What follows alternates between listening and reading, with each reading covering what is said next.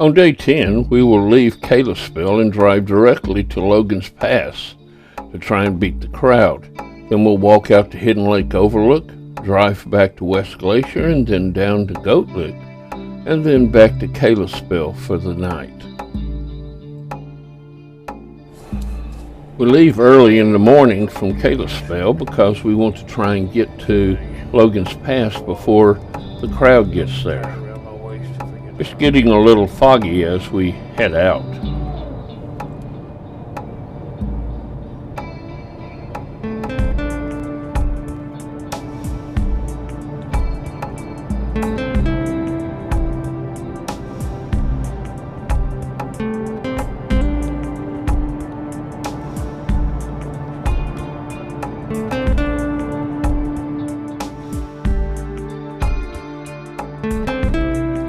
Soon we'll arrive in West Glacier Park Village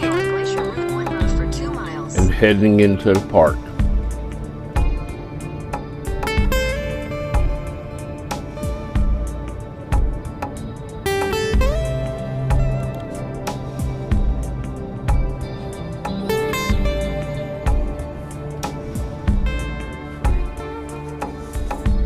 We show my senior park pass and off we go into the park.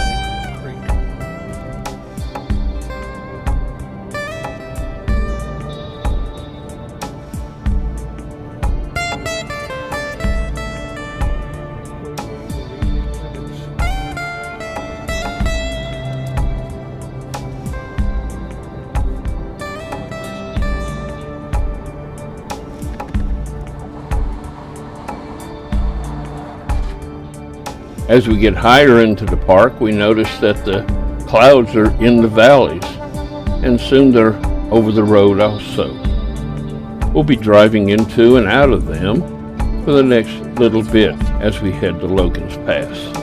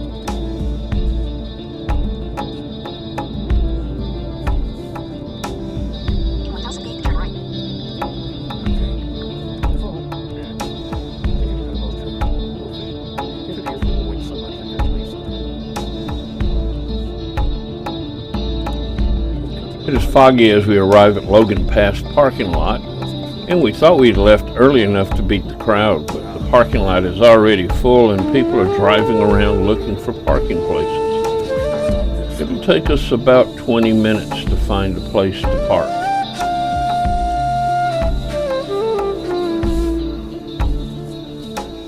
Our main objective here is to take the Hidden Lake Overlook Trail, about 3 miles round trip. It starts behind the visitor center, and it's going to be going uphill a whole lot. So let's get started and head out following Deborah the Explorer. It's a boardwalk to begin with to keep you off the fragile environment, and you have to look out for bears here and for mountain goats. We didn't see either one. The main struggle here is going to be the high steps and getting up them. It's going to be extremely taxing. There are steps and then more steps, hundreds of steps, and they're very high, it seems. Eventually, Deborah the Explorer realizes she's not going to make it to the top, so she sends her photographer on ahead to take pictures, and she goes back to the visitor center. Some of the flowers along the way are still blooming.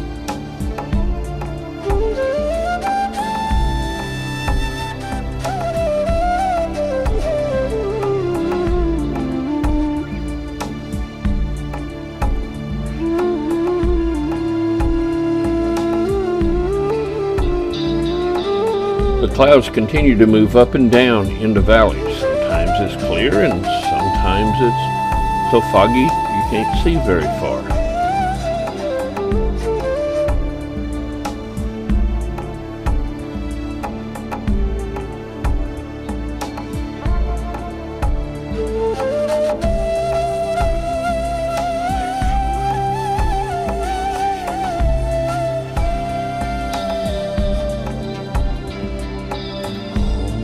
Remember that we're walking along the Continental Divide and we're about 8,700 feet above sea level, or about 1 3/4 miles, and the snow is still on the ground here, even months after it has quit snowing. And the trail continues upward, climbing more and more steps.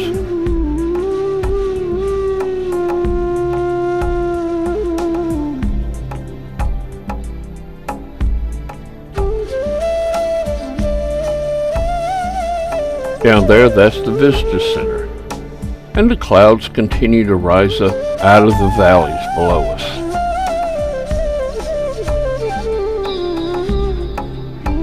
And ever upward we go. We haven't reached the peak yet.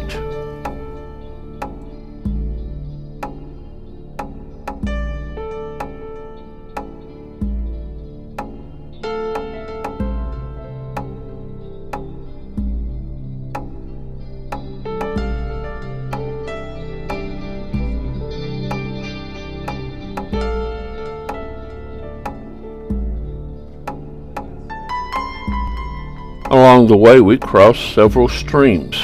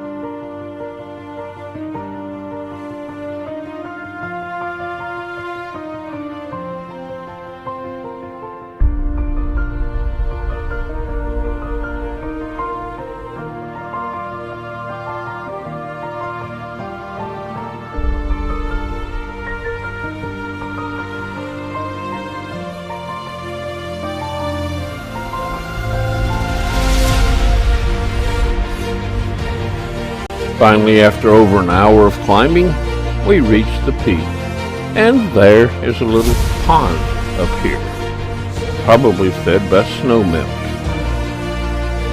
But we'll be continuing on past it, for we're going to the Hidden Lake Overlook.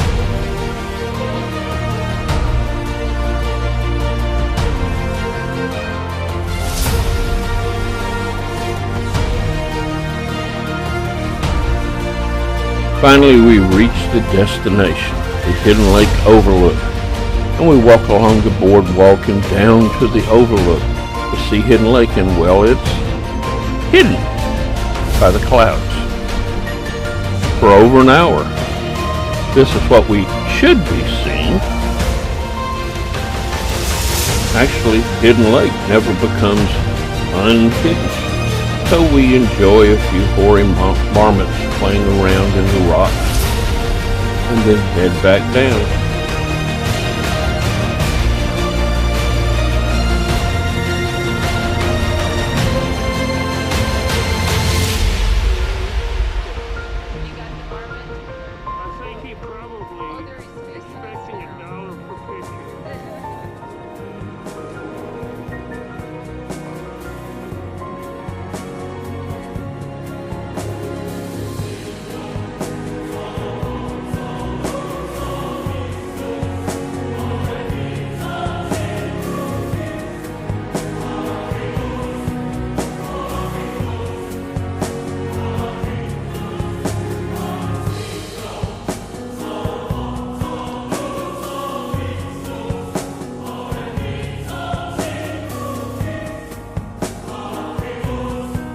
Along the way down, we pass a jumble of rocks, and there amongst them are some pika playing around.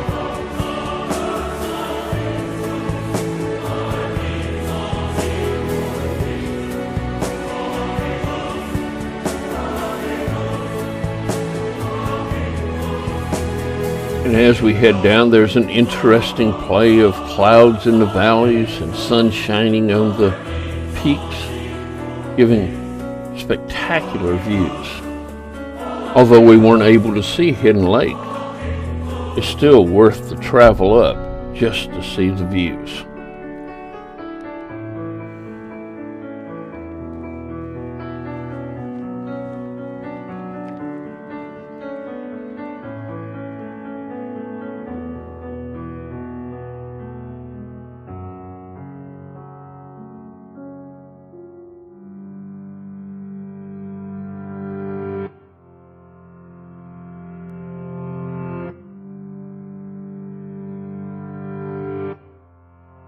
As we approach the parking lot, we notice that there's still dozens and dozens of cars driving around in circles looking for a parking place. This is typical in Glacier National Park. Even from the parking lot, it's a spectacular view. And now it's time to head back down. This time in the sun. We climbed up in the fog.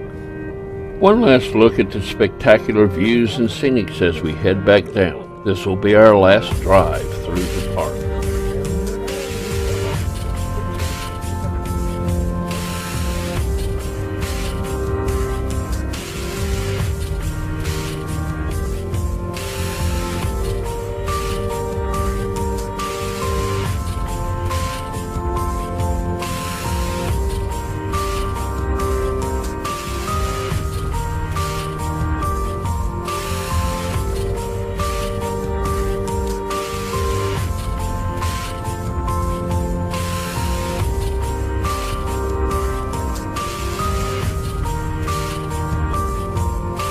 The Weeping Wall is a 100-yard long wall that constantly drips water, like a low-level waterfall all along.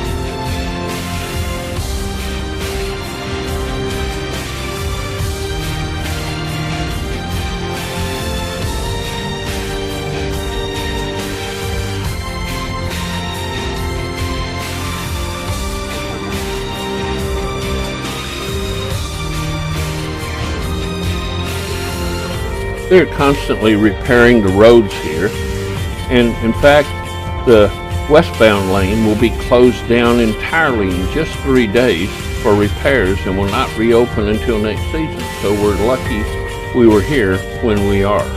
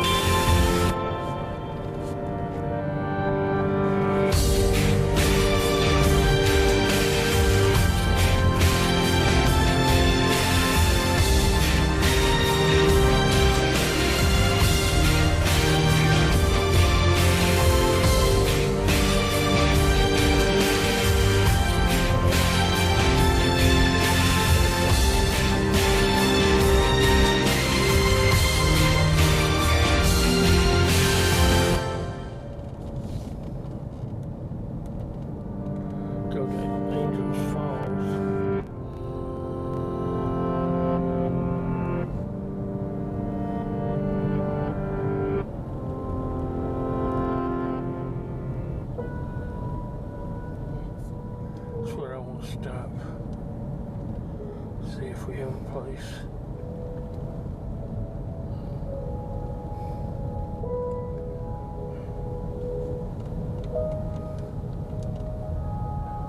We'll be stopping at Sacred Dancing Cascades on the McDonald Creek to take some video and pictures before heading on out of the park.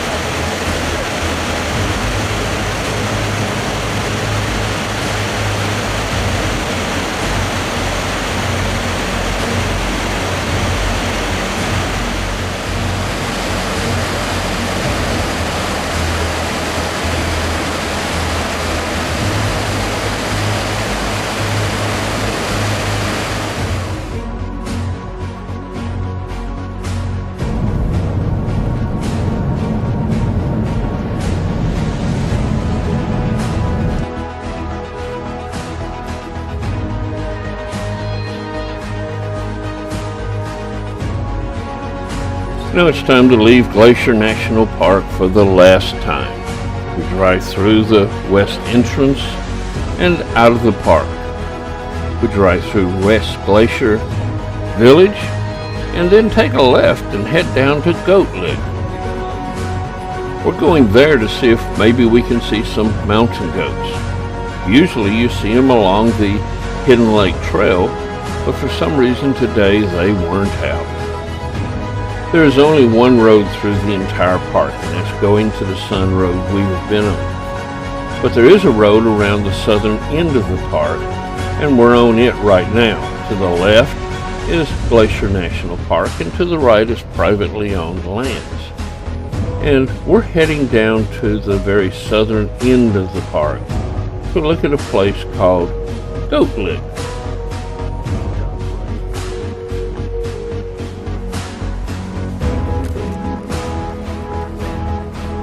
Soon we're arriving in Goat Lick and trying to see if maybe we can see some goats here, but we didn't read the signs very well. They're here during May and April and June, but not now in this late era. There are salt formations here, and the goats come here to lick on them to get their minerals that they need. and sometimes there are 10 or 12 goats along this cliff. So it's time to head back now to Kalispell for the night.